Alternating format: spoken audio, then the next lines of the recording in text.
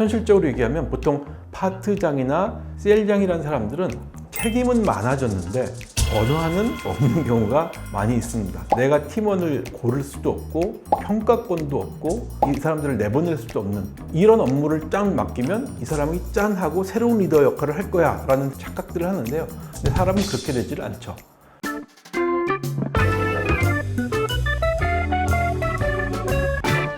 여러분 안녕하세요. 상담쟁이 황성인입니다. 오늘의 고민은요, 초보 조직장을 맡게 된 그런 사연자분의 사연입니다. 사실 조직장, 파트장을 처음 맡게 될 경우 부담이 안 될 수가 없죠. 내가 해야 될 일만을 하는 것보다 이 사람과의 관계, 또 그들을 관리하는 일에 누구나 힘들 수밖에 없게 되는 그런 시점이 오게 되는 것 같습니다. 우선 이 사연자분의 자세한 고민 내용을 들어보면서 제가 조언 드릴 게 있을지 살펴보도록 하겠습니다. 초보 조직장을 맡고 있습니다.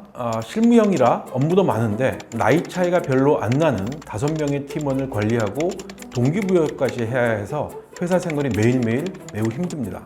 마케팅이라서 여자 구성원들이 많아서 서로의 기싸움, 그룹핑, 가십, 센 고집들 이런 것들이 굉장히 많은데요. 사실 조직장을 내려놔야 되나 하는 그런 고민까지 들 정도입니다. 내가 조직원일 때가 훨씬 더 편했던 것 같습니다.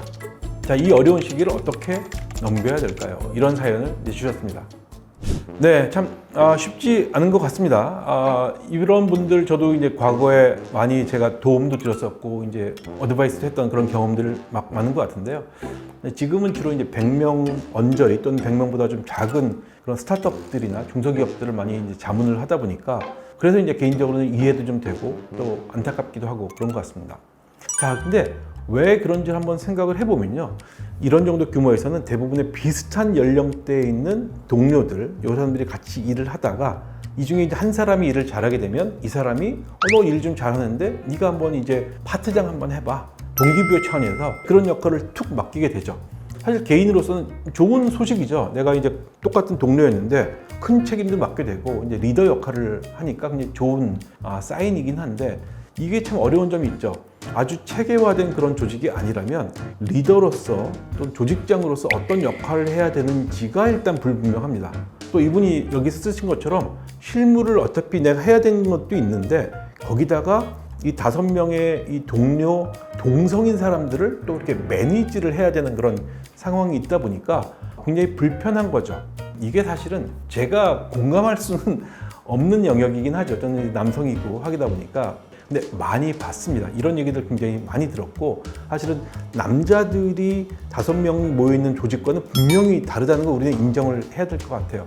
실질적인 도움을 드리기는 어렵지만 아마 주변에 마케팅 팀에 계시고 초보 조직장인 비슷한 파트들이 많이 있을 거고요. 아마 팀장님도 비슷한 경험을 하시는 분이 있을 수도 있고요. 내가 이런 상황을 겪고 있는데 혹시 비슷한 경험 없으신지. 근데 만약에 그분이 남성분이라든가 또는 이런 걸 공감하지 못하신 분이라면 더 좋은 방법은 아무래도 좀 껄끄러울 수밖에 없는 회사 내의 이슈이기 때문에 외부에 있는 여성 리더분들, 한 20년 이상 유사한 고민을 겪으셨을 수밖에 없는 분들을 멘토로 소개를 받든가 아니면 콜드콜을 해서라도 만나서 그런 고민을 어떻게 대처해야 될지 하는 것들을 좀 상담을 하고 실질적인 것들을 드릴 수 있지 않을까 하는 바람을 들여서 그쪽으로 일단 토스를 좀 하고요. 근데 이제 이 상황을 또 보게 되면 아마 이런 상황일 수 있어요. 기존에 내가 했던 업무에다가 매니지까지 해야 되는데 실제 내가 갖고 있는 권한이 어디까지지 이거를 모를 수도 있습니다. 현실적으로 얘기하면 보통 파트장이나 셀장이라는 사람들은 책임은 많아졌는데 권한은 거의 없는 경우가 많이 있습니다. 내가 파트원을 고를 수도 없고 평가권도 없고 그 다음에 이 사람들을 내보낼 수도 없는 이런 경우들이 대부분입니다. 이런 업무를 짠 맡기면 이 사람이 짠 하고 새로운 리더 역할을 할 거야 라는 착각들을 하는데요. 근데 사람은 그렇게 되질 않죠. 제가 가장 우려되는 건 이런 겁니다. 내가 갑자기 조직장이 되면 나에게 회사나 우리 조직원들이 갖는 기대가 커진다는 것을 우리 뇌는 벌써 먼저 알게 되거든요. 근데 지금 느끼시는 것처럼 나는 왠지 뭐가 부족한 것 같고 기센 여자분들 사이에서 뭔가 내가 정리도 잘 못하는 것 같고 우리 팀장은 그걸 또 보고 있는 것 같고 이러다 보니까 자존감이 떨어집니다. 우리 인간들은 이 떨어진 자존감을 어떻게 해서든 메꿉니다. 그 메꾸는 방법이 뭐냐면 내가 새로운 리더로서 뭔가 부족한 걸 알기 때문에 내가 익숙한 거를 보여줘야 돼요. 즉 내가 실무 역량에서 잘했기 때문에 조직장이 됐었겠죠. 그렇기 때문에 내가 이 실무 역량, 마케팅 역량이 얼마나 좋은지, 내가 엑셀 얼마나 잘 다루는지, 파워포인트 얼마나 잘하는지 이런 것들을 가지고 이제 승부를 하게 되는 거죠. 근데 그렇게 되면서 이 사람들에게 내가 너희들 잘해서 파트장 된 거야 이걸 보여주고 싶은 것이죠. 이거를 한마디로 뭐라 그러냐면 마이크로 매니징이라고 합니다.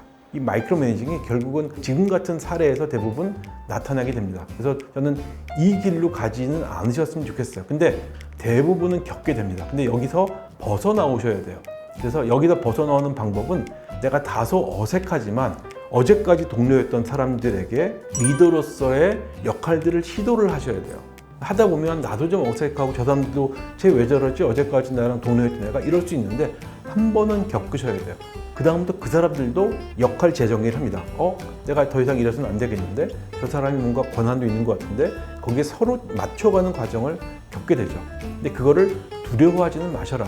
그걸 두려워하고 계속 내가 옛날에 있었던 실무 마케터 역할을 계속하고 같이 끼들대고 웃고 또 저 사람들이 뭐라 그러면 휩쓸려 가고 하게 되면 더 이상의 성장은 기대하기가 어려운 것이죠. 그래서 지금은 좀 어색하시겠지만 모든 사람이 한 번쯤 겪는 거다. 나만 그런 거 아니다라는 생각을 가지셔도 좋을 것 같고요. 이 단계를 한번 겪게 되면 이후에 팀장 그 이상으로 가는데 분명히 좋은 경험으로서 하나의 밑거름이 되실 거다라는 말씀을 드리고 싶습니다.